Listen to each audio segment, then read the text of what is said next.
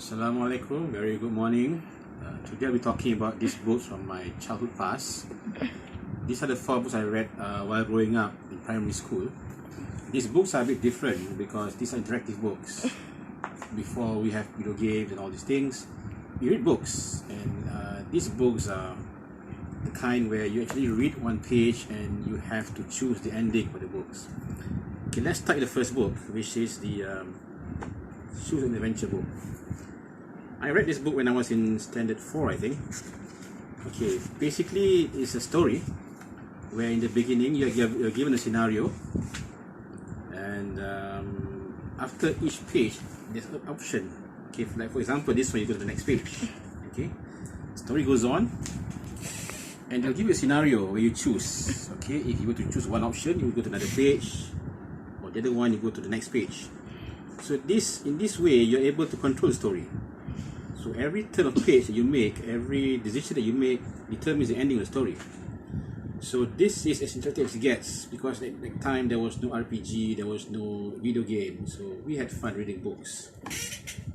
This is a time machine book. The time machine book is basically a historical storybook with the same concept, where you're in the character, you're actually in the story. For example, this is about the Wild West.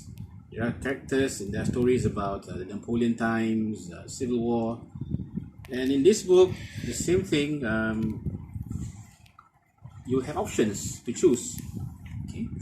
For example, in this scenario, if you were to jump to El Paso battlefield, you go to this page, or if you were to just stay around, you do page 19. So this book is similar to the Choose an Adventure, but it's a more historical perspective. Okay.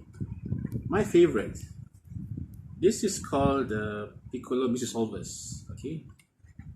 Prior to buying this book, they actually published the stories in the newspaper, 1 story per week. But I actually bought the book so that I can read, because in this book we have a few stories. Okay, this is a very interesting book because reading it, they were given clues and you can solve the mystery. Okay.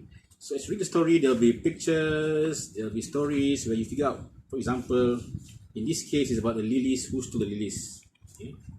So once you have figured out who it is, you can check the answer by reading the solution part, which actually inverse, and you have to read it using a mirror.